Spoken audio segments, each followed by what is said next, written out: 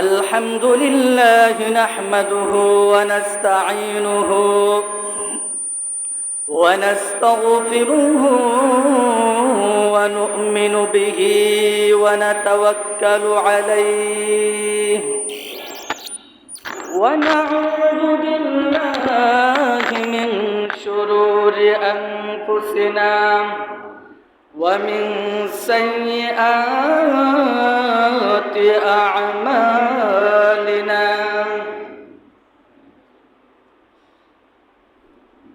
من يهده الله فلا مضل له ومن يضلله فلا هادي له وأشهد أن لا إله إلا الله وحده لا شريك له ونشهد أن سيدنا وسندنا وحبيب ربنا ومولانا محمدا عبده ورسوله أرسله بالحق بشيرا ونذيرا وداعيا إلى الله بإذنه وسراجا منيرا أما بعد فأعوذ بالله من الشيطان الرجيم بسم الله الرحمن الرحيم لقد كان لكم في رسول الله أسوة حسنة لمن كان يرجو الله واليوم الآخر ومن يتول فإن الله هو الغني الحميد وقال رسول الله صلى الله عليه وسلم الحياء شعبة من الإيمان صلى الله على سيدنا ومولانا محمد وعلى آله وأصحابه وسلم صلى الله على سيدنا ومولانا محمد وعلى آله وأصحابه وسلم لا إله إلا الله لا إله إلا الله من كل آواز দিয়ে পড়ি لا إله لا إله إلا الله لا إله إلا الله لا إله إلا الله لا إله إلا الله محمد رسول الله صلى الله عليه وسلم जिंदगी में बंदगी तो करना है जिंदगी में बंदगी शर्मिंदा है, जिंदगी में बंदगी तो करना है, जिंदगी में बंदगी शर्मिंदा है। आयते हम कुछ न कुछ खरीद न हो, आयते हम कुछ न कुछ खरीद न को, जैसे हो रोशन मेरे क़ल्ब रूह, जैसे हो रोशन मेरे क़ल्ब रूह, वरना कोई जासू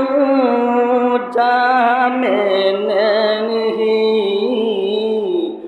वरना कोई जहाँ तू जहाँ मैं नहीं, जिंदगी में बंदगी तो करना है, जिंदगी में बंदगी शर्मिंदा है, जिंदगी में बंदगी शर्मिंदा है। दुनिया में हो दुनिया का तलबगार न हो, दुनिया में हो दुनिया का तलबगार न हो, बाजार से गुजर हो खरीदार न हो, बाजार से गुजर हो खरीदार न हो। ए दुनिया एक मिसल का खुद फूल है, ए दुनिया एक मिसल का खुद फूल है, जिंदगी में बंदगी तो करना है, जिंदगी में बंदगी तो करना है, जिंदगी में बंदगी शर्मिंदा है, जिंदगी में बंदगी शर्मिंदा है।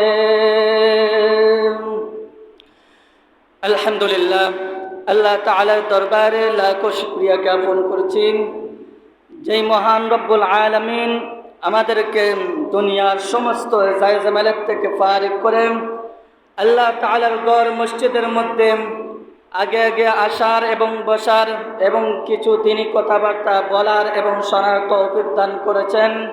সেই জন্য মহান রব্বুল আলামিনের দরবারে অন্তঃস্থল থেকে শুকরিয়া জ্ঞাপন করি, আলহামদুলিল্লাহ। আল্লাহ তাআলার অশেষ মেহেরবানি, যে মহান রব্বুল আলামিন আমাদেরকে সুস্থতার সাথে আফিয়তের সাথে আল্লাহ তাআলার ঘর মসজিদের মধ্যে তার সালাত আদায় করার জন্য, তার হুকুম আদায় করার জন্য, তার রহমতের বান্দার থেকে আমাদের উপর রহম করে, দয়া করে, মায়া করে আমাদেরকে মসজিদ নিয়ে এসেছেন। সেই জন্য মহান রব্বুল আলামিনের দরবারে হৃদয়ের আকুল মনকে উজাড় করে চুরে চুরে আবারও কালিমাতুশ শুকরিয়া আদায় করি, আলহামদুলিল্লাহ। আজকে যে আলোচ্য বিষয় নিয়ে আলোচনা করব সেটা হচ্ছে নবীজির সিরাত নিয়ে তথা মিলাদ এবং সিরাত নিয়ে, অর্থাৎ নবীজির জীবনী সম্পর্কে, নবীজির আদর্শ নিয়ে কিছু আলোচনা করার চেষ্টা করব। আমা তাওফীক ইল্লা বিল্লাহ। মুহতারাম হাজরিন, সিরাত এবং মিলাদ এবং সিরাত, মিলাদ অর্থ নবীজির জন্ম, আর মিলাদুন নবী অর্থ নবীজির জন্ম, আর সিরাত অর্থ হলো নবীজির জীবনী। নবীজির গোটা জীবনকে সিরাত বলা হয়। আর মিলাদ বলা হয় নবীজির জন্মকে, সিরাত বলা হয় নবীজির জীবনীকে। অর্থাৎ জন্মের পর থেকে মৃত্যুর আগ পর্যন্ত গোটা জীবনে যা কিছু ঘটেছে সব কিছুকে একত্রিত করে মিলিয়ে বলা হয় সিরাত, অর্থাৎ নবীজির জীবনী। নবীজির জীবনী, নবীজির আদর্শ, নবীজির চরিত্র কেমন ছিল সেটা বলা বাহুল্য। এটা এমন একটি মহাসমুদ্র, এই মহাসমুদ্রের অতুল প্রদেশে প্রবেশ করার, শেষ প্রান্ত পর্যন্ত প্রবেশ করার দুনিয়ার কোনো মানুষের ক্ষমতা নাই যে নবীজির এই সিরাত আলোচনা করে শেষ করার। নবীজির 1450 বছর থেকে শুরু হয়েছিল নবীজির সিরাত নিয়ে আলোচনা। লেখকগণ লেখকের মাধ্যমে, বক্তাগণ বক্তার মাধ্যমে, কবিগণ কবিতার মাধ্যমে নবীজির সিরাত নিয়ে আলোচনা করেছেন। আজ পর্যন্ত তারা নবীজির সিরাতের কুল কেনার পাননি। নবীজির জীবনী আলোচনা করে তারা শেষ করতে পারেননি। এমনকি কিয়ামত পর্যন্ত নবীজির সিরাত নিয়ে আলোচনা থাকবে। কিয়ামত পর্যন্ত তারা নবীজির সিরাত নিয়ে, নবীজির জীবনী আলোচনা করে শেষ করতে পারবে না। নবীজির সিরাত, নবীজির জীবন এমন একটি মহাসমুদ্র।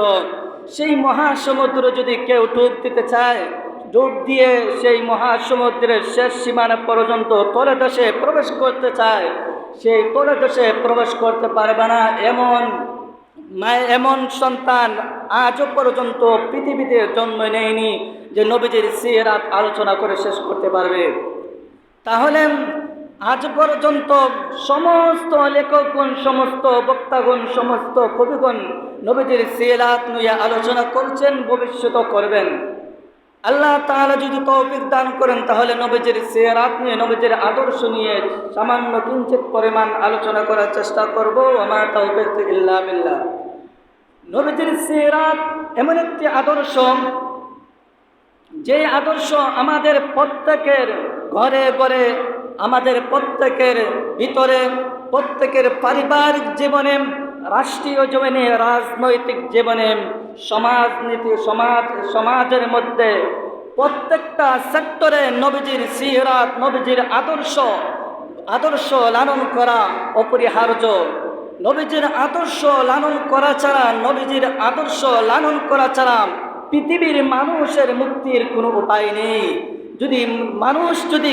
যদি পৃথিবীর মানুষ শান্তি কামনা করতে চায়, শান্তি পেতে চায়, তাহলে একমাত্র নবীজির আদর্শের মধ্যে রয়েছে কল্যাণ, নবীজির আদর্শের মধ্যে রয়েছে শান্তি। এজন্য নবীজির আদর্শ আমাদের ভিতরে লালন করতে হবে, আমাদের ভিতরে লালন করতে হবে। আমাদের চলাফেরা প্রত্যেকটা সেক্টরে নবীজির আদর্শকে লালন করতে হবে, নবীজিকে অনুসরণ করতে হবে। আমাদের একমাত্র, যদি কোনো মানুষকে আইডল মানতে হয়, কোনো মানুষকে নেতা মানতে হয়, তাহলে একমাত্র নবী করিম সাল্লাল্লাহু আলাইহি সাল্লামকে নেতা মানতে হবে। অন্য কাউকে নেতা মানা যাবে না। যদিও আমরা বর্তমান দুনিয়াতে বিভিন্ন নেতাকে চরিত্রের সার্টিফিকেট দিয়ে থাকি, অথচ আমরা বিভিন্ন নেতাদেরকে চরিত্রের সার্টিফিকেট দেওয়ার পরও দেখা যায় তাদের চরিত্রের মধ্যে সমস্যা রয়েছে, বিভিন্ন সমস্যা রয়েছে। কিন্তু আমার নবীর চরিত্রের সার্টিফিকেট যেই অফিস থেকে এসেছে, যেই জায়গা থেকে এসেছে, সেই জায়গাটির নাম হলো আল্লাহ তাআলার অফিস থেকে নবী করিম সাল্লাল্লাহু আলাইহি সাল্লামের চরিত্রের সার্টিফিকেট এসেছে। অথচ দুনিয়ার যে সমস্ত নেতাদেরকে আমরা চরিত্রের সার্টিফিকেট দিয়ে থাকি, আমরা স্লোগান দেই আমার নেতা তোমার নেতা, এভাবে যখন আমরা স্লোগান দেই আমার নেতার চরিত্র ফুলের মতো পবিত্র, ওই নেতাই দেখা যায় নারী নিয়ে নারী নিয়ে বিভিন্ন জায়গায় বিভিন্ন কেলেঙ্কারিতে লিপ্ত হয়ে থাকে। দেশের টাকা বিদেশে পাচার করে বেগম পাড়া তৈরি করে, কানাডা বাড়ি তৈরি করে, দেশের টাকা বিদেশে হাজার হাজার কোটি টাকা পাচার করে মদ, গাঞ্জা, হেরোইন, টেন্ডারবাজি, ডাকাতির মধ্যে এই নেতারা লিপ্ত থাকে। অথচ আমার নবীজির চরিত্র এমন একটি চরিত্র, যে চরিত্রের মধ্যে আজ পর্যন্ত পৃথিবীর কোনো মানুষের শক্তি হয়নি, সামর্থ্য হয়নি নবীজির চরিত্রের মতো সামান্যটুকু কালিমা লেপন করার, সামান্য একটি কালো দাগ দেওয়ার। আমার নবীর চরিত্র এমন একটি চরিত্র। এজন্য যদি কোনো নেতাকে আদর্শ মানতে হয়, আইডল মানতে হয়, তাহলে একমাত্র নবীজির আদর্শকে আমাদের আদর্শ মেনে নিতে হবে, নবীজিকে আমাদের নেতা মেনে নিতে হবে। আল্লাহ তাআলা নবীজির চরিত্রের সার্টিফিকেট দিয়ে কোরআনুল কারীমের মধ্যে ইরশাদ করেন, নুন ওয়াল কলামি ওয়া মা ইয়াসতুরুন মা আনতা বিনি'মাতি রাব্বিকা বিমাজনুন ওয়া ইন্নাকা লা'আলা খুলুকিন আযীম। আল্লাহ তাআলা কোরআনুল কারীমের মধ্যে আল্লাহ তাআলা নবীজির মহান চরিত্রের সার্টিফিকেট দিয়ে বলেছেন, ইন্নাকা লা'আলা খুলুকিন আযীম। হে নবী, নিশ্চয়ই আপনি মহান চরিত্রের অধিকারী। আপনার সাথে পৃথিবীর কারো তুলনা হতে পারে না, আপনার চরিত্রের সাথে পৃথিবীর কারো তুলনা হতে পারে না। এই জন্য যদি কাউকে আদর্শ মানতে হয়, কারো অনুসরণ করতে হয়, তাহলে নবীজির আদর্শ মানতে হবে, নবীজিকে অনুসরণ করতে হবে। যদি আল্লাহ তাআলা অন্য জায়গায় বলেছেন, হে বান্দা, যদি আমি আল্লাহ তাআলার ভালোবাসা পেতে চাও, তাহলে নবীজির আদর্শ নবীজিকে অনুসরণ করো।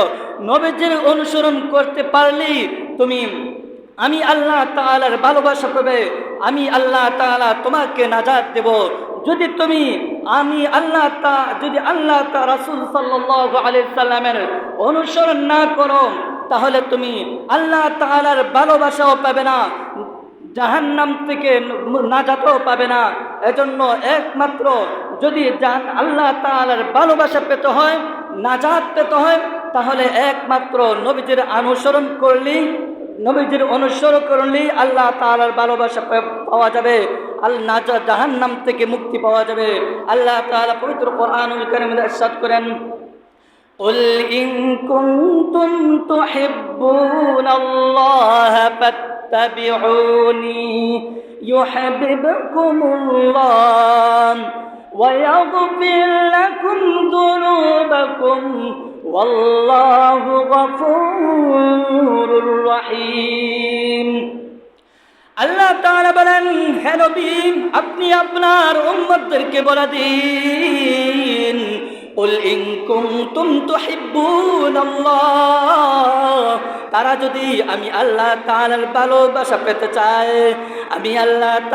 ভালোবাসা পেতে চায়, ইন কুনতুম তুহিব্বুনাল্লাহ ফাত্তাবিউনি, তারা যেন আপনি নবীজির আনুগত্য করে, আপনি নবীজির অনুসরণ করে, তাহলে নবীজির অনুসরণ করলেন আমাদের কি হবে?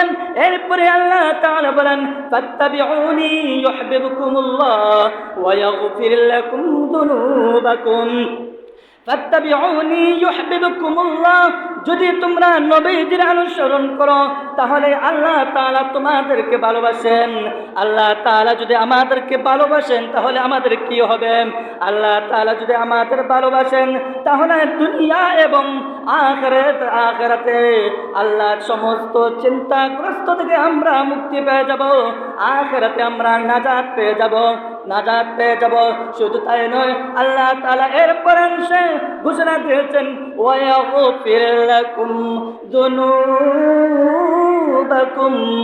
যদি তোমরা আমি আল্লাহ তাআলার ভালোবাসা ভালোবাসা অর্জন করতে চাও তাহলে আমি নবীজির অনুসরণ করো, আনুগত্য করো। আর যখন তোমরা নবীজির আনুগত্য করবে তখন আল্লাহ তাআলা তোমাদেরকে ভালোবাসবেন। আল্লাহ তাআলা যদি কোনো বান্দাকে ভালোবাসেন তাহলে অবশ্যই আল্লাহ তাআলা তাকে নাজাত দিবেন। ওয়া ইয়াগফির লাকুম যুনুবাকুম, আল্লাহ তাআলা তার জীবনের সমস্ত গুনাহগুলো মাফ করে দিবেন। সুবহানাল্লাহ। যদি নবীজিকে যদি আল্লাহ তাআলার ভালোবাসতে হয় তাহলে নবীজির আনুগত্য করতে হবে। আর নবীজির অনুসরণ করলে আমাদের কি লাভ হবে? আমাদের লাভ হবে আল্লাহ তাআলা আমাদেরকে ভালোবাসবেন। আর আল্লাহ তাআলা যদি আমাদেরকে ভালোবাসেন তাহলে অবশ্যই আল্লাহ তাআলা ওয়াদা করেছেন ওয়ায়াগফির লাকুম যুনুবাকুম, আল্লাহ তাআলা তাদের জীবনের সমস্ত গুনাহগুলো মাফ করে দিবেন। জোরে সোরে বলেন সুবহানাল্লাহ। কত বড়! আমাদের যদি কাউকে অনুসরণ করতে হয় তাহলে আমাদের কার অনুসরণ করা লাগবে? নবীজির অনুসরণ করা লাগবে। আর নবীজির অনুসরণ করতে পারলে আল্লাহ তাআলা আমাদেরকে ভালোবাসবেন। আর আল্লাহ তাআলা যদি আমাদেরকে ভালোবাসেন তাহলে আল্লাহ তাআলা আমাদের জীবনের সমস্ত গুনাহগুলো মাফ করে দিবেন।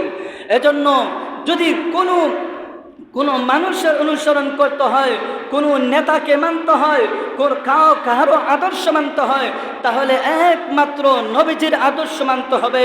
বিশ্বনবী মুহাম্মদ সাল্লাল্লাহু আলাইহি সাল্লামের আদর্শ মানতে হবে। নবীজির আদর্শ কেমন ছিল?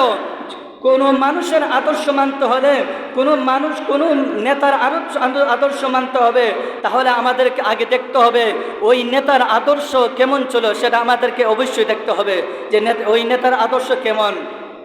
তাহলে আমরা যদি ইতিহাসের দিকে লক্ষ্য করি যে নবীজির আদর্শ কেমন ছিল, তাহলে আমরা ইতিহাসের মধ্যে দেখতে পাই যে নবীজির আদর্শ কেমন ছিল। হযরত নবী করিম সাল্লাল্লাহু আলাইহি সাল্লাম একবার সাহাবায়ে কেরামকে নিয়ে মসজিদের মধ্যে আলোচনা করছিলেন। আলোচনা অবস্থায় হঠাৎ করে এক গ্রাম্য বৃদ্ধ লোক এসে উপস্থিত হলো। বৃদ্ধ মূর্খ লোক এসে উপস্থিত হয়ে নবীজির আলোচনা মনোযোগ দিয়ে শুনতে লাগলো। এক পর্যায়ে নবীজির আলোচনা যখন শেষ হলো, আলোচনা শেষ হওয়ার পর এক পর্যায়ে ওই গ্রাম্য বৃদ্ধ মূর্খ লোক এক পর্যায়ে আলোচনার শেষে মসজিদের এক কোণায় গিয়ে দাঁড়িয়ে পেশাব করতে শুরু করলো। সাহাবায়ে কেরাম রাগান্বিত হয়ে ওই বৃদ্ধ লোকের প্রতি অগ্রসর হতে চাচ্ছিলেন। এমন সময় নবীজি তাদেরকে সাহাবায়ে কেরামকে বাধা দিলেন। আমার সাহাবায়ে কেরাম, ওই বৃদ্ধ লোককে, মূর্খ লোককে তোমরা পেশাব করতে দাও, তার পেশাবের মধ্যে বাধা দিও না, তার হাজত সারার মধ্যে তোমরা বাধা দিও না। সাহাবায়ে কেরাম নবীজির কথা শুনে তারা দাঁড়িয়ে গেলেন। আর ওই গ্রাম্য বৃদ্ধ মূর্খ লোক আর তারা বাধা দিলেন না। বৃদ্ধ মূর্খ লোক শান্তি মতে সে তার হাজত সারল, পেশাব করলো মসজিদের এক কোণার মধ্যে দাঁড়িয়ে। অথচ নবীজি কিছুই বললেন না। পেশাব যখন সুন্দর মতো শেষ করলো তখন নবীজি ওই গ্রাম্য বৃদ্ধ মূর্খ লোককে ডাক দিয়ে এনে গ্রাম্য মূর্খ বৃদ্ধ লোককে হাত বুলিয়ে দিয়ে সুন্দর করে বুঝিয়ে দিলেন এটা মুসলমানদের উপাসনালয়। এই ঘরের মধ্যে মুসলমানরা আল্লাহর ইবাদত বন্দি করে। বৃদ্ধ বাবাজি, তুমি এই মসজিদের মধ্যে আর কোনোদিন দাঁড়িয়ে পেশাব করো না, কিংবা বসেও পেশাব করবে না, বেশি পেশাব করো না। এমনভাবে নবী করিম সাল্লাল্লাহু আলাইহি সাল্লাম ওই গ্রাম্য বৃদ্ধ লোকটিকে বুঝালেন। সামান্যটুকু ধমকও দিলেন না। একজন গ্রাম্য বৃদ্ধ লোক মসজিদের মধ্যে এসে পেশাব করে দিল, অথচ নবীজি সামান্য কিঞ্চিত পরিমাণও একটু ধমক দিলেন না। যদি আমাদের মসজিদের মধ্যে কোনো ব্যক্তি পেশাব করে দিত তাহলে আমরা বললাম না যে নামাজ পড়বো, আগে তাকে সাইজ করে লই, আমরা এই কথা বললাম না। অথচ নবীজি সাল্লাল্লাহু আলাইহি সাল্লাম তাকে কিছুই বললেন না, বরং সুন্দর করে বুঝিয়ে বুঝিয়ে তাকে বললেন, তাকে বুঝালেন। ওই ব্যক্তি নবীজির এই সুন্দর আদর্শ থেকে ওই ব্যক্তির সাথে সাথে ওয়াদা করলো, হে নবী, হে মুহাম্মদ, আজ থেকে ওয়াদা করলাম আর জীবনে কোনো মসজিদের, মুসলমানদের কোনো মসজিদের মধ্যে পেশাব করবা না। তখন গ্রাম্য লোকটি একথা বলে চলে যাচ্ছিল। তখন নবী করিম সাল্লাল্লাহু আলাইহি সাল্লাম লক্ষ্য করে দেখলেন সে বাড়িতে যাচ্ছে, তার পায়ের মধ্যে কোনো জুতা নাই। নবীজি সাল্লাল্লাহু আলাইহি সাল্লাম গ্রাম্য মূর্খ লোকটিকে ডেকে এনে বললেন, আপনার কি কোনো জুতা নাই? তখন ওই বৃদ্ধ লোকটি বলল যে আমি গরিব মানুষ, আমার কোনো টাকা পয়সা নাই। তখন নবীজি সাল্লাল্লাহু আলাইহি সাল্লাম এক জোড়া জুতা দিয়ে বললেন, যান, এই জুতা নিয়ে বাড়িতে চলে যান। তখন ওই বৃদ্ধ লোকটি আবার বাড়ি থেকে রওনা হলো। নবীজি আবার লক্ষ্য করে দেখলেন মক্কা থেকে বাড়িতে রওনা হলো। তখন নবীজি লক্ষ্য করে দেখলেন ওই ব্যক্তি মক্কা থেকে আবার রওনা হয়েছে বাড়ির দিকে, কিন্তু এত দূর থেকে এসেছে নবীজির আলোচনা শোনার জন্য, কিন্তু এত দূর মরুভূমি, এত গরমের মধ্যে তার কোনো একটি উটও নেই, ঘোড়াও নেই। তখন নবীজি সাল্লাল্লাহু আলাইহি সাল্লাম ওই বৃদ্ধ লোকটিকে আবার ডেকে এনে বললেন, চাচা, আপনার কি কোনো ঘোড়া নাই, কোনো উট নাই? তখন ওই ব্যক্তি বলল, আমি গরিব মানুষ, আমি উট কোথায় পাবো, আমি ঘোড়া কোথায় পাবো? নবীজি সাল্লাল্লাহু আলাইহি সাল্লাম তাকে বৃদ্ধ লোকটিকে একটি বাহন দিলেন। বাহন দিয়ে বললেন, যাও, বাড়িতে চলে যাও, তাদের সাথে গিয়ে বাড়িতে চলে যাও। ওই বৃদ্ধ লোকটি বাড়িতে চলে বাড়িতে যাচ্ছে, আর পথের মধ্যে চিন্তায় পড়ে গেছে যে মুহাম্মদ সাল্লাল্লাহু আলাইহি সাল্লামের আদর্শ এত সুন্দর, তার চরিত্র এত সুন্দর, তার উপাসনালয় মসজিদের মধ্যে আমি পেশাব করে দিলাম, সে কিছুই বলল না, বরং আমাকে বুঝিয়ে শুনিয়ে বুঝালো, এবং সাথে এক জোড়া জুতা দিয়ে দিল, এবং একটি বাহন যন্ত্র দিয়ে দিল। তার আদর্শ কত সুন্দর, এমন লোক তো কখনো পাগল হতে পারে না, এমন লোক তো কখনো দুষ্ট হতে পারে না, মানুষের মধ্যে বিবাদ সৃষ্টি করতে পারে না। সেই এই চিন্তা করতেছে আর বাড়ির দিকে রওনা হতেছে আর চিন্তা করতেছেন। এই ব্যক্তির চেহারার দিকে তাকালে মনে হয় যে চন্দ্রের সকল সৌন্দর্য তার চেহারার মধ্যে দেওয়া হয়েছে। তখন ওই ব্যক্তি এই কথাগুলো বলতেছিল আর বাড়ির দিকে রওনা হচ্ছিল। যখন তার গন্তব্যস্থানে চলে যাওয়ার পর তার গোত্রের, তার জাতিদেরকে ডাক দিয়ে বলল, হে আমার জাতি, শোনো, আমার সাথে এমন একটি ঘটনা ঘটেছে, শোনো, তোমরা মনোযোগ দিয়ে শোনো। তারা বলল, কি ঘটনা ঘটেছে? বলে, মুহাম্মদিনা মক্কার মধ্যে এমন একটি লোকের আবির্ভাব হয়েছে, তার চরিত্র এত সুন্দর, তার আদর্শ এত সুন্দর, তার উপাসনার মধ্যে আমি হাজত করলাম, পেশাব করলাম, অথচ সে আমাকে কত সুন্দর করে বুঝিয়ে বলল, সাথে এমন এক জোড়া জুতো দিয়ে দিল, একটি বাহনে দিয়ে দিল, আর লোকটির চেহারা এত সুন্দর। আম্মা জান আয়েশা রাদিয়াল্লাহু তাআলা আনহা বলেন, নবীজির চেহারার সৌন্দর্য বর্ণনা করতে গিয়ে আম্মা জান আয়েশা সিদ্দিকা রাদিয়াল্লাহু তাআলা আনহা বলেন, পৃথিবীর মানুষেরা রে, তোমরা মনে করো ইউসুফ নবীজির সৌন্দর্য দেখে মিশরের মেয়েরা, মিশরের মহিলারা হাত কেটে ফেলেছিল, ফল কাটার বলে তারা হাত কেটে ফেলেছিল। ওই লোক মিশরের মহিলারা যদি আমার নবীজির সৌন্দর্য দেখতো, ওই মিশরের মহিলারা যদি আমার নবীজির সৌন্দর্য দেখতো, তারা ফল কাটার বলে হাত কাটার দূরের কথা, তারা কলিজা কেটে ফেলত। আমার নবীজির সৌন্দর্য দেখে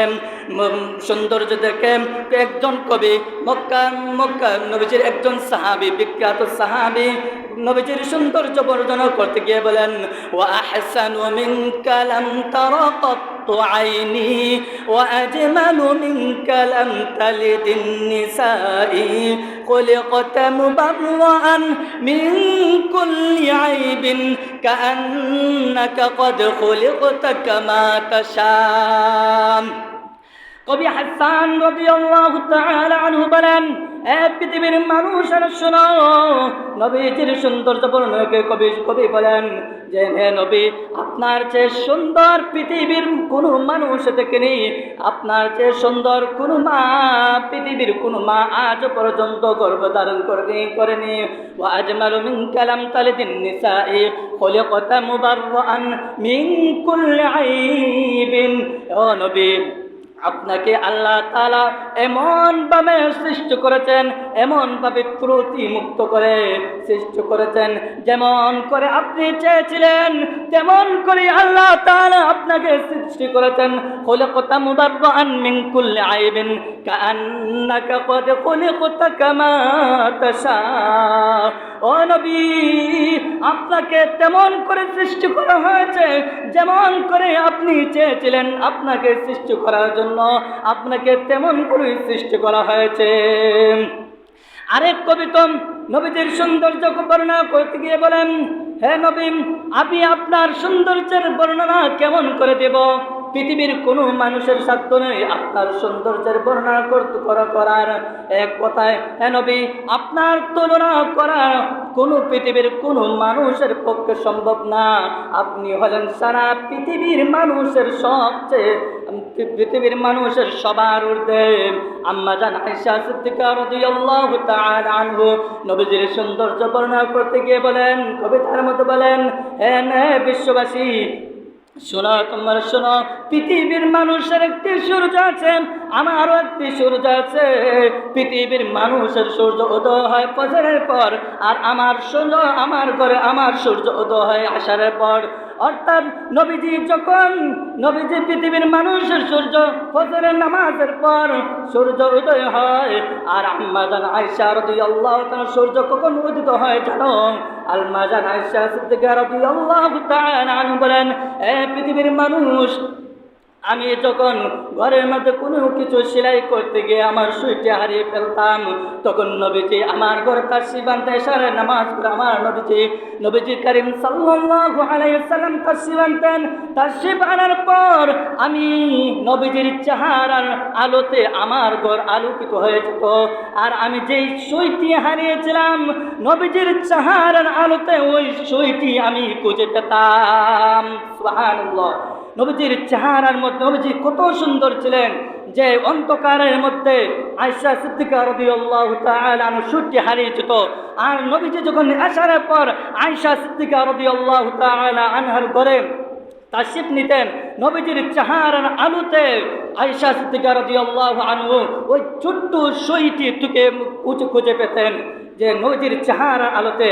এতে বোঝা যায় নবীজি কত সুন্দর ছিলেন। নবীজির থেকে আজ পর্যন্ত পৃথিবীর সূচনা লগ্নে থেকে আজ পর্যন্ত নবীজির থেকে সৌন্দর্য আর কাউকে সৃষ্টি করা হয়নি। এজন্য বলছিলাম, ওই ব্যক্তি এজন্য এত সুন্দর, ওই বৃদ্ধ লোকটি তার স্বজাতীয়র কাছে গিয়ে এমন করে বর্ণনা করতে শুরু করলো যে তার আদর্শ, তার চরিত্র এমন। ওই ব্যক্তি তার মসজিদের মধ্যে উপাসনের মধ্যে পেশাব করার পর আমাকে সুন্দর করে বোঝালো, সাথে এক জোড়া জুতা দিয়ে দিল, একটি বাহন জন্তু দিয়ে দিল। আর তার চেহারা এত সুন্দর মনে হয় আল্লাহ তাআলা তাকে সত্যিকারের নবী হিসেবে প্রেরণ করেছেন। আমার জাতি, সে যে ধর্মের প্রতি আহ্বান করে, আমার মনে হয় ওই ধর্ম 100% সত্যি। আসো আমরা নবী করিম সাল্লাল্লাহু আলাইহি সাল্লামের কাছে তার হাতে হাত রেখে আমরা মুসলমান হয়ে যাই। তখন ওই বৃদ্ধ লোকের কথায় তার জাতির 300 লোক নবী করিম সাল্লাল্লাহু আলাইহি সাল্লামের কাছে গিয়ে একাধারে 300 লোক মুসলমান হয়ে গিয়েছিল। নবীজির আদর্শের কারণে এভাবে মক্কার কাফের বিভিন্ন কাফের মুশরিকরা নবীজির চরিত্র থেকে নবীজির আদর্শ থেকে শত শত হাজার হাজার কাফের মুশরিক নবীজির আদর্শ থেকে তারা মুসলমান হয়ে গেছে। এজন্য যদি পৃথিবীর মানুষেরা মুক্তি পেতে চায়, শান্তি পেতে চায়, তাহলে একমাত্র নবীজির আদর্শের মধ্যে শান্তি রয়েছে। যদি কোনো মানুষ যদি নবীজির আদর্শ দিয়ে কোনো মানুষের প্রতি নবীজির আদর্শ থাকে, কোনো নেতার মধ্যে নবীজির আদর্শ থাকে, কোনো মন্ত্রীর মধ্যে নবীজির আদর্শ থাকে, তাহলে অবশ্যই সে অপরাধ করতে পারে না। নবীজির আদর্শে যার ভিতরে আছে সে কোনোদিন অপরাধ করতে পারে না। যে সাহাবায়ে কেরাম নবীজির আদর্শ গ্রহণ করেছেন তারা সোহাগাতে পরিণত হয়েছেন। আর হযরত সাহাবায়ে কেরামের ইন্তেকালের পর হযরত আবু বকর সিদ্দিক রাদিয়াল্লাহু তাআলা আনহু মক্কার প্রধানমন্ত্রী হয়েছেন, অর্থাৎ খলিফা হয়েছেন। তার হাতে খেলাফতকে হস্তান্তর করা হলো। নবীজি হযরত আবু বকর রাদিয়াল্লাহু তাআলা আনহু একদিন হযরত আবু বকর রাদিয়াল্লাহু তাআলা আনহু খালি পায়ে একজন বুড়ির বাড়ির দিকে রওনা হচ্ছিলেন। প্রতিমধ্যে হযরত আবু বকর হযরত ওমরের সাথে সাক্ষাৎ হলো। তখন হযরত ওমর রাদিয়াল্লাহু তাআলা আনহু ডাকতে বলেন, হে আবু বকর, কোথায় যাচ্ছ? তখন আবু বকর রাদিয়াল্লাহু তাআলা আনহু বললেন, আমি এক বুড়ির বাড়িতে যাচ্ছি তার থালা বাসন ধুয়ে দেওয়ার জন্য। একজন প্রধানমন্ত্রী, একজন খলিফা, একজন সামান্য একজন সামান্য বৃদ্ধ মহিলার থালা বাসন দিয়ে দেওয়ার জন্য তার বাড়ি থেকে রওনা হচ্ছেন। খলিফাতুল মুসলিমিন হযরত ওমর রাদিয়াল্লাহু তাআলা আনহু ডাকতে বলেন, আবু বকর, তোমাকে রাষ্ট্রীয় কোষাগার থেকে বাতা দেওয়া হচ্ছে, তুমি কেন সেই বাতা গ্রহণ করে তোমার পায়ের জন্য এক জোড়া জুতাকে ক্রয় করে না? আবু বকর রাদিয়াল্লাহু তাআলা ডাকতে বলেন, হে ওমর, তুমি কি মনে করো আমার জুতা নাই? অবশ্যই আমার জুতা রয়েছে। আমি কেন জুতা ব্যবহার করি না জানো? আমি ওই বৃদ্ধ মহিলার বাড়িতে যাচ্ছি আর সমস্ত মানুষেরা ঘুমিয়ে রয়েছে। এমন সময় আমি বৃদ্ধ মহিলার বাড়িতে তালা বাসন ধুয়ে দেওয়ার জন্য তার বাড়িতে যাচ্ছি। আমি যে মানুষের বাড়ির পাশ দিয়ে হেঁটে যাব, যদি আমি জুতা পরিধান করার কারণে, জুতার আওয়াজের কারণে পরিধান করে আমি হেঁটে চলি, আমার জুতার আওয়াজের কারণে যদি মানুষের ঘুম ভেঙে যায়, আর কিয়ামতের দিন ওই মানুষেরা যদি আল্লাহ তাআলার কাছে অভিযোগ করে, আরে আবু বকর, তুমি খেলাফত, তোমার কাছে ক্ষমতা থাকা অবস্থায়, তোমার কাছে খেলাফত থাকা অবস্থায় তুমি জুতা পায়ে দিয়ে জোরে জোরে হেঁটে এক মহিলার বাড়িতে যাচ্ছিলে আমাদের ঘুম ভাঙিয়ে দিয়ে, তখন আমি কি জবাব দেব? সেই ভয়ে আমি জুতা পরিধান না করে ওই বৃদ্ধ মহিলার বাড়িতে যাচ্ছি, যাতে আশেপাশের মানুষের ঘুম না ভাঙে। সুবহানাল্লাহ। একজন খলিফা, একজন মক্কার রাষ্ট্রনায়ক, মদিনার রাষ্ট্রনায়ক, একজন খলিফাতুল মুসলিমিন, যিনি প্রধানমন্ত্রী, বর্তমান পরিভাষায় যাকে প্রধানমন্ত্রী বলা হয়, এই খলিফাতুল মুসলিমিন আবু বকর রাদিয়াল্লাহু তাআলা আনহু, যিনি একজন বুড়ির বাড়িতে গিয়ে থালা বাসন ধুয়ে দিতেন ওই বৃদ্ধ মহিলার কষ্ট হতে দেখে, এবং সাথে সাথে তিনি জুতা পায়ে রাত্রে যখন ওই মহিলার বাড়িতে যেতেন জুতা পরিধান করতেন না। কেন করতেন না? মানুষের যদি জুতা পায়ে দেওয়ার কারণে মানুষের ঘুম ভেঙে যায়, তাহলে কাল কিয়ামতের দিন আল্লাহ তাআলার দরবারে জবাব দেওয়ার কোনো পথ থাকবে না। এজন্য এভাবে যদি কোনো মানুষ ওই আবু বকর রাদিয়াল্লাহু তাআলা আনহু এই আদর্শ, এই বয় কোথায় এই আদর্শ কোথায় থেকে পেয়েছেন? তারা নবীজির সুহবত থেকে, নবীজির কাছে থেকে নবীজির আদর্শকে গ্রহণ করেছেন। আর নবীজির আদর্শ গ্রহণ করার কারণে তারা এক সামান্য কিঞ্চিত পরিমাণ মানুষকে কষ্ট দেওয়া, রাষ্ট্রে কোনো মানুষের যেন কষ্ট না হয় সেই দিকে তারা লক্ষ্য রাখতেন। আর যদি আমাদের দেশের এই নেতাদের মধ্যে আর নবীজির আদর্শ থাকতো, এই নেতাদের মধ্যে যদি নবীজির চরিত্র থাকতো, নবীজির চরিত্রের অনুসরণ থাকতো, সামান্যটুকু আল্লাহ তাআলার ভয় থাকতো, তাহলে তারা জনগণের উপর রাত্রের অন্ধকারে গুলি চালিয়ে হাজার হাজার জনতাকে হত্যা করতে পারতো না। হাজার হাজার আলেম উলামা সাধারণ মুসলমানদেরকে আয়না করে বন্দি করে, জেলে বন্দি করে, অত্যাচার করে তারা গুম রাহাজানি গুম ডাকাতি তারা করতো না। যদি নবীজির আদর্শ তাদের মধ্যে থাকতো তাহলে তারা দেশের লক্ষ লক্ষ কোটি কোটি টাকা পাচার করে বিদেশে বেগমপাড়া তৈরি করতো না। যদি তারা তাদের ভিতরে আল্লাহ তাআলার ভয় থাকতো, নবীজির আদর্শ অনুসরণ করতো। আসলে এই নেতাদের ভিতরে, বর্তমানে যে নেতারা রয়েছে, এই নেতাদের ভিতরে নবীজির আদর্শ নেই, আল্লাহ তাআলার বই নেই। যদি নবীজির আদর্শ থাকতো, আল্লাহ তাআলার বই থাকতো, তারা কখনো এমন অপরাধ করতে পারতো না। আমরা দেখতে পাই কিভাবে আমাদের 2013 সালে 2009 সালে 57 জন সেনাবাহিনীকে হত্যা করা হয়েছে। 2013 সালে নবী প্রেমিকরা নবীজির ইজ্জতের হেফাজতের জন্য তারা যখন মাঠে আন্দোলন করেছে, রাতের অন্ধকারে পাখির মতন গুলি করে স্বৈরাচারীরা আমাদের আলেমদেরকে, সাধারণ জনতাকে হত্যা করেছে। 2021 সালে 1300-1400-এর মতন আলেমকে বন্দী করে তারা অত্যাচার করেছে। আলেমদেরকে উপরে বেঁধে তারা পিটিয়েছে। কত অত্যাচার করেছে। 2021 সালে 1300-এর মতন আলেমদেরকে তারা 2021 সালে বন্ধ করেছিল। এরপরে আমরা কি দেখতে পেলাম? 2024 সালে আমাদের ছাত্র ছাত্রীদেরকে কিভাবে, আমাদের ভাই বোনদেরকে কিভাবে তারা গুলি করে হত্যা করেছে। এ থেকে বোঝা যায় যে তারা নামে মুসলমান ছিল, তারা শুধু নামে মুসলমান ছিল, আর কামে ছিল ইহুদি খ্রিস্টানদের সকল কালচার তাদের ভিতরে ছিল। তারা আসলে মুসলমানদের মুসলমানদের যে নবী মুসলমান আল্লাহ তাআলা তাদেরকে যেই দিন দিয়েছেন সেই দিন তারা কোনো সময় অনুসরণ করেনি, বরং তারা ভারতের দালালি করতে গিয়ে, আমেরিকার দালালি করতে গিয়ে তারা ভারত যা বলেছে তারা তাই অনুসরণ করেছে। এজন্য যদি কোনো নেতার মধ্যে নবীজির আদর্শ থাকে, কোনো নেতার মধ্যে যদি কোনো নেতা যদি নবীজির অনুসরণ করে থাকে, তাহলে সে সাধারণ জনতার সামান্য কিঞ্চিত পরিমাণ কষ্ট সে সহ্য করতে পারবে না। সাধারণ জনতা না খেয়ে থাকতো না যদি নবীজির আদর্শ তার ভিতর থাকতো।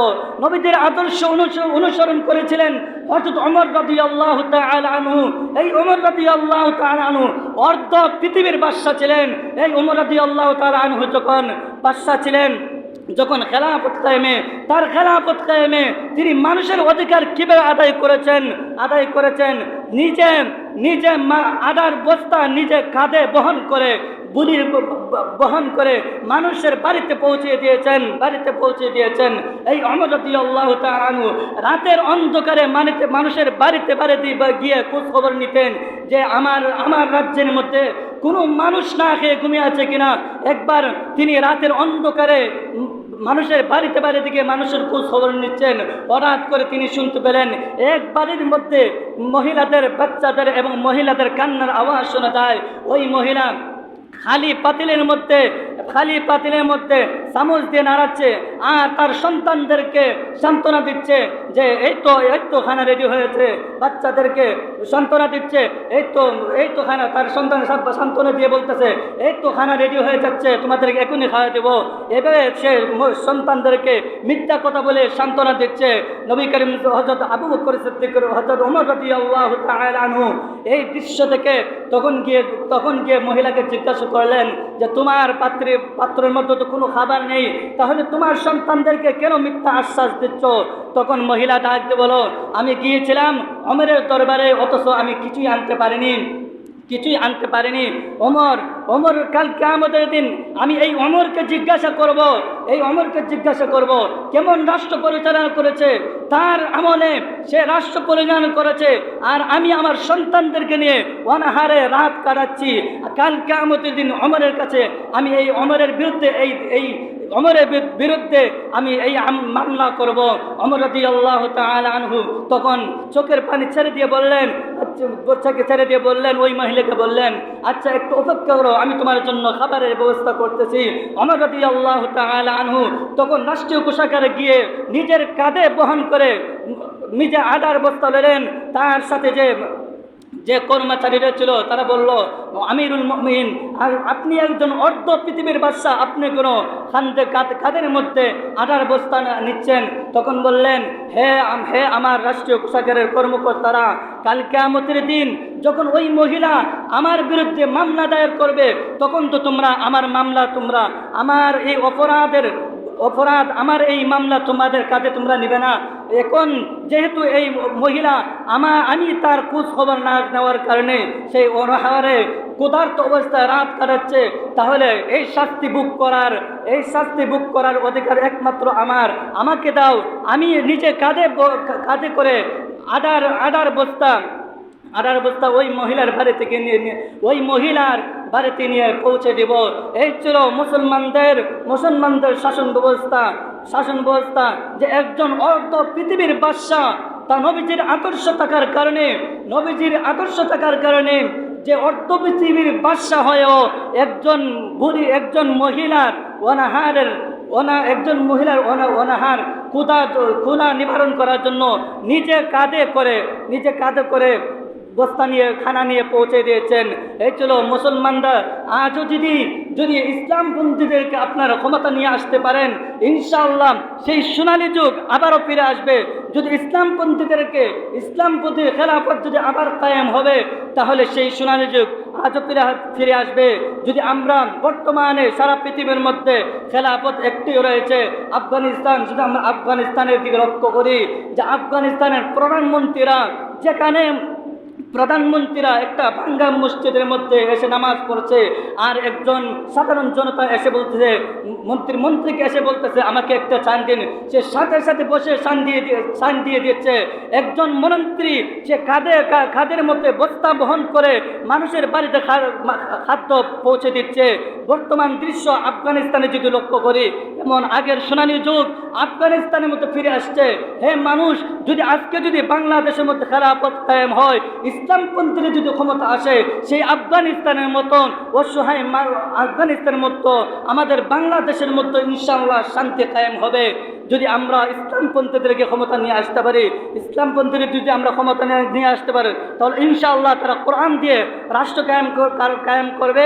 আর কোরআন যদি রাষ্ট্র কায়েম হয়, তাহলে পৃথিবীর মধ্যে যত জিনা, ব্যভিচার, অত্যাচার, জুলুম, নির্যাতন যা কিছু আছে সব কিছু দূর হয়ে যাবে। আল্লাহ তাআলা আমাদেরকে বোঝার তৌফিক দান করুন। আর সামনে যে নির্বাচন আছে, আমরা একটু লক্ষ্য করব যে আমরা সব কিছু দেখেছি, আওয়ামী লীগ দেখেছি, বিএনপি দেখেছি, জাতীয় দলকে দেখেছি, সব কিছু দেখেছি। কোনো দল দেশের মধ্যে শান্তি আনতে পারেনি। আমরা একটাবারের জন্য ইসলামপন্থীদেরকে ক্ষমতা এনে দেখি, যে আপনার একটাবারের জন্য পরীক্ষা করে দেখেন যে ইসলামপন্থীরা ক্ষমতা এসে কি করতে পারে।